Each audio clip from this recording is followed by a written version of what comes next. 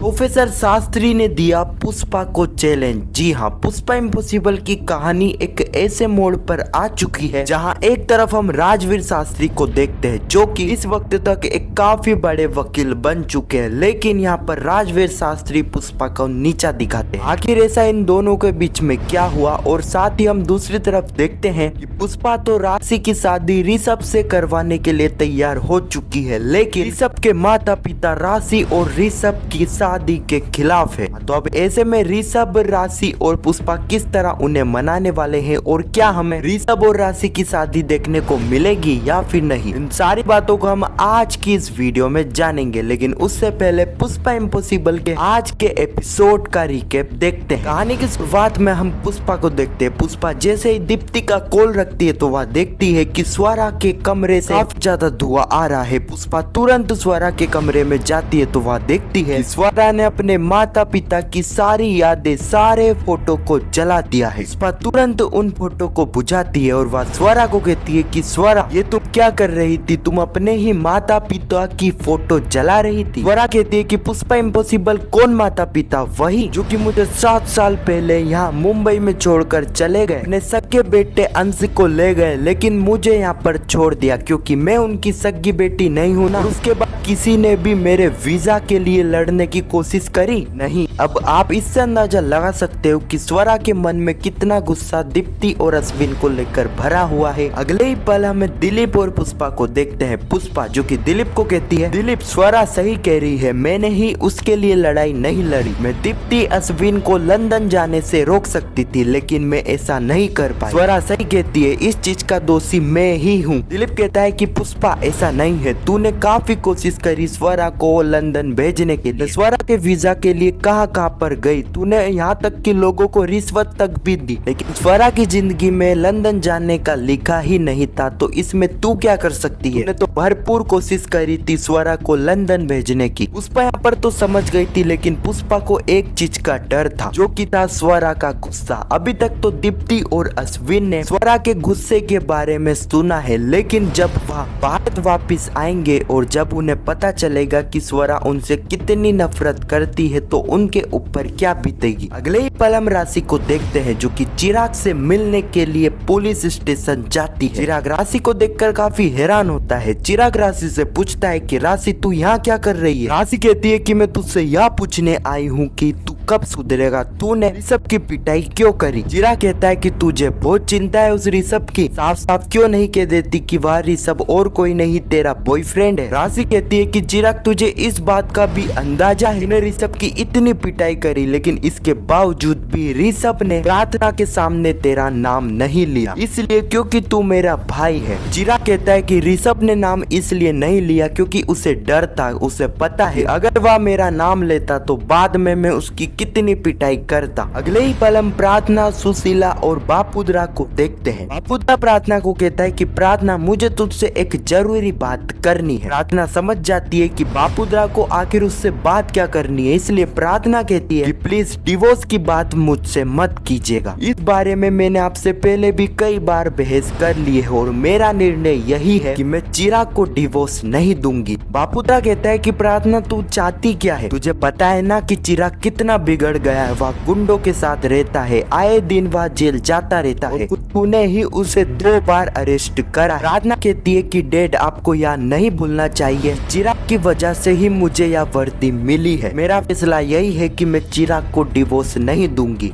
अगले पल हम राशि और पुष्पा को देखते हैं। पुष्पा राशि को कहती है कि राशि मैं रात के लिए तुझसे माफी मांगती हूँ, रात को मैंने ज्यादा ही कुछ तुझे बोल दिया था। राशि कहती है कि माँ उल्टा मुझे तुझसे माफी मांगनी चाहिए, तू तो मुझे रात को समझा रही थी लेकिन मैंने उससे मुजोरी करी। पुष्पा राशि को कहती है कि तू अब कब मुझे ऋषभ से मिलवाने वाली? यह सुनते ही राशि काफी ज्यादा खुश हो जाती है क्योंकि पुष्पा राशि और ऋषभ के रिश्ते के लिए मान गई थी। अगले ही पल हम कोर्ट के बाहर का सीन देखते हैं जहाँ पर हम देखते हैं एक कार आती है और उस कार में से और कोई नहीं बल्कि राजवीर शास्त्री उतरते हैं। राजवीर शास्त्री पुष्पा को देखकर काफी हैरान होते हैं। वह कहते हैं यही थी ना आपकी औकात, कोई केस नहीं मिल रहे हैं तो बाहर कुर्सी लगाकर बैठ जाओ। यहाँ पर हमें एक बात और पता चलती है कि यहाँ पर पुष्पा राजवीर शास्त्री की वजह से वकील नहीं बनी है, ना ही राजवीर शास्त्री पुष्पा के मेंटर रहे थे। यहाँ पर 7 साल पहले राजवीर शास्त्री पैसों की लालच में गलत रास्ता चुन रहे थे। इसी के लिए पुष्पा राजवीर शास्त्री को समझा रही थी, लेकिन राजवीर शास्त्री नहीं माने। तभी से इन दोनों का रिश्ता बिगड़ चुका था, इन दोनों के रिश्ते में कड़वास आ चुकी थी। फलस्वरूप पुष्पा ने यहाँ पर राजवीर शास्त्री को अपना मेंटर हटा दिया था। राज पुष्पा अपने दम से ही यहाँ तक पहुंची है। तो राजवीर शास्त्री यहाँ पर फिर से पुष्पा के साथ नफरत वाले संबंध में हमें देखने को मिलेंगे। अब आने वाले एपिसोड की बात करें तो आने वाले एपिसोड में हमें देखने को मिलेगा कि यहाँ पर राशि के रिश्ते के लिए पुष्पा तो मान चुकी है। पुष्पा और राशि जैसे ही ऋषभ से मिलने के लिए वहाँ पर जाएंगे